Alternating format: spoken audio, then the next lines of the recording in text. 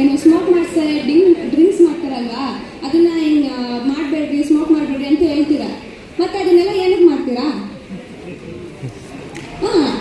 Government ಏನಕ್ಕೆ ಮಾಡ್ತೀರಾ sir? ಎಷ್ಟೋ ಮನೆಗಳಲ್ಲಿ ಅಪ್ಪ ಅಮ್ಮ ಜಗಳ ಆಡೋದು ನಿಲ್ಲುತ್ತೆ ಸರ್. ಎಷ್ಟೋ ಮಕ್ಕಳು ಪಾಪ ರೂಮಾಗಿ ಹೋಗಿ ಅಳ್ತಾರೆ. ಅದಕ್ಕೆಲ್ಲ ಏನು ಉತ್ತರ ಕೊಡ್ತೀರಾ? ಎಷ್ಟೋ ಏನಂತಾರೆ, ಎಷ್ಟೋ ಹುಡುಗರು ಉಳ್ಕೊತಾರೆ ಸರ್. ಇವಾಗ 15 ವರ್ಷಕ್ಕೇನೆ ಸ್ಮೋಕ್ ಮಾಡ್ತಾರೆ, ಡ್ರಿಂಕ್ಸ್ ಮಾಡ್ತಾರೆ. ಅದರಿಂದ ಏನಂತಾರೆ, ಗೌರ್ಮೆಂಟ್ ಇಂದಲೇ ತಾನೇ ಸರ್ ಇವೆಲ್ಲ ಇದಾಗಿರೋದು. ಫಸ್ಟ್ ಅದನ್ನ ಬ್ಯಾನ್ ಮಾಡಿಸಿ ಸರ್. ಆಮೇಲೆ ಚೈನಿ ಕೇಣಿ ಅಂತೆ ಅದೇನೇನೋ ಇರ್ತಾವಲ್ಲ, ಫಸ್ಟ್ ಅದನ್ನ ಬ್ಯಾನ್ ಮಾಡಿಸ್ಬೇಕು ತಾನೆ. ಚೈನಿ ಕೇಣಿ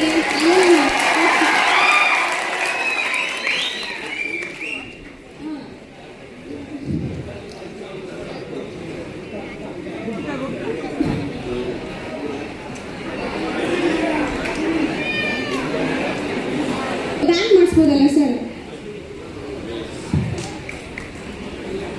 ಈ ವಯಸ್ಸಲ್ಲಿ ಏನು ಈ ಥರ ಮಕ್ಕಳಿರ್ತಾರೆ, ಮಕ್ಕಳ ಮನಸ್ಸು ಯಾವುದು ನಮಗೆ ಬೇಕಿರೋ ತಾರೀಕೆ ಹೊತ್ತು ಪಾಯ್ಸನ್ ಅಲ್ಲ.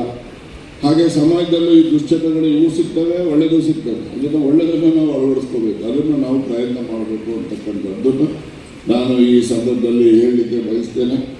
ಮತ್ತು ಮಕ್ಕಳು ನಮ್ಮ ಮಧುಗಿರಿ ತಾಲೂಕಿನಲ್ಲಿ ಇವತ್ತು ನಿಮ್ಮನ್ನೆಲ್ಲ ನೋಡಿದ ಮೇಲೆ, ಅಧಿಕಾರಿಗಳು ನೋಡಿದ ಮೇಲೆ ನಾವು ಸಂಕಲ್ಪ ಮಾಡೋಣ. ಇವತ್ತು ಕನಿಷ್ಠ ರಾಜ್ಯದಲ್ಲಿ ನಶೆ ಮುಕ್ತ ರಾಜ್ಯ ಮಾಡಬೇಕು ಅಂತ ಸರ್ಕಾರದ ಆಶಯ ಇದ್ದರೂ ಕೂಡ ನಾವು ಕನಿಷ್ಠ ನಮ್ಮ ಕ್ಷೇತ್ರದಲ್ಲಾದರೂ ಕೂಡ ನಶೆ ಮುಕ್ತ ವಿಧಾನಸಭಾ ಕ್ಷೇತ್ರವನ್ನು ನಾವು ಮಾಡ್ತಕ್ಕಂಥದ್ದಕ್ಕೆ ನೀವೆಲ್ಲ ಸಹಕಾರ ಕೊಡಬೇಕು.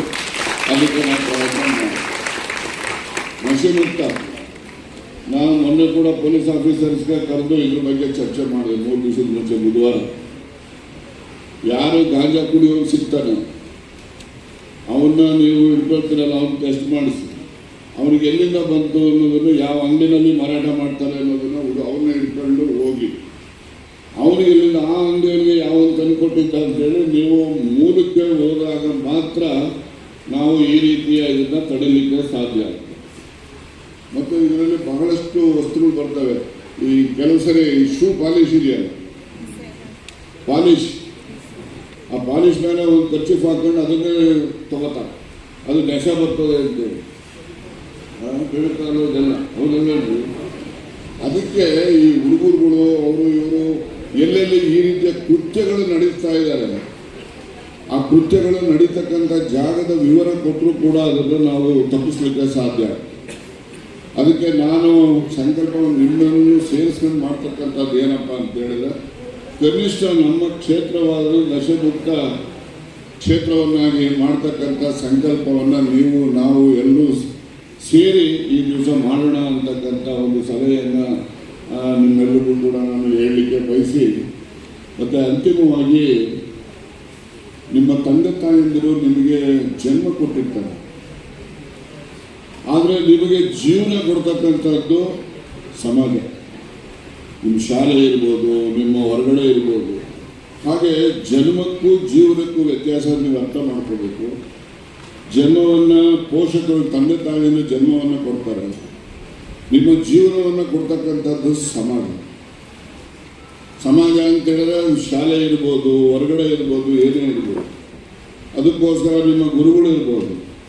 ಆದರೆ ಜೀವನವನ್ನು ರೂಢಿಸ್ಕೊಳ್ತಕ್ಕಂಥ ಸಮಾಜದಲ್ಲಿ ನಡೀತಕ್ಕಂಥ ದುಷ್ಕೃತ್ಯಗಳಿಗೆ ಭಾಗಿಯಾಗದೆ ನೀವೆಲ್ಲರೂ ಕೂಡ ಉತ್ತಮತೆಯನ್ನು ಕಾಪಾಡಿಕೊಂಡು ನೀವು ಸಮಾಜದಲ್ಲಿ ನೀವು ಉತ್ತಮ ಜೀವನವನ್ನು ಮಾಡ್ತಕ್ಕಂಥ ಒಂದು ಪ್ರವೃತ್ತಿಯನ್ನು ಬೆಳೆಸ್ಕೊಂಡು ರೂಢಿಸ್ಕೊಂಡು ಹೋಗ್ತಕ್ಕಂಥದ್ದು, ಅದು ಮಾಡ್ತಕ್ಕಂಥದ್ದು ನಿಮ್ಮ ಜವಾಬ್ದಾರಿ, ನಿಮ್ಮ ಕೈಯಲ್ಲಿರ್ತಕ್ಕಂಥ. ಅದನ್ನು ನೀವು ಮಾಡ್ಕೋಬೇಕು. ಅದನ್ನು ನೀವು ಮಾಡ್ಕೊಳ್ಳದೆ ಇದ್ರೆ ನಾನು ಈಗಾಗಲೇ ಹೇಳಿದಂಗೆ ಪ್ರಾಣಿನೂ ಹುಟ್ಟುತ್ತೆ, ಸಾಯುತ್ತೆ. ನೀವು ಮನುಷ್ಯ ಜನ್ಮ, ನಾವು ಎಲ್ಲರೂ ಕೂಡ ಹುಟ್ಟೇವೆ, ಸಾಯ್ತೇವೆ. ಆದರೆ ಸಾರ್ಥಕತೆಯನ್ನು, ಸಾಧನೆಯನ್ನು ನಾವು ಮಾಡದೇ ಇದ್ರೆ ನಮ್ಮ ಜನ್ಮಕ್ಕೆ ಸಾರ್ಥಕತೆ ಬರೋದಿಲ್ಲ. ಅದನ್ನು ಬರುವ ರೀತಿಯಲ್ಲಿ ಚಿಂತನೆಯನ್ನು ಮಾಡಬೇಕು ಮಕ್ಕಳು ಇರ್ತಕ್ಕಂಥದ್ದನ್ನು ನಾನು ಭಾಳ ಕಳಕಳಿಯಿಂದ ನಿಮಗೆ ನಾನು ಈ ದಿವಸ ಮನವಿಯನ್ನು ಮಾಡಲಿಕ್ಕೆ ಬಯಸ್ತೇನೆ.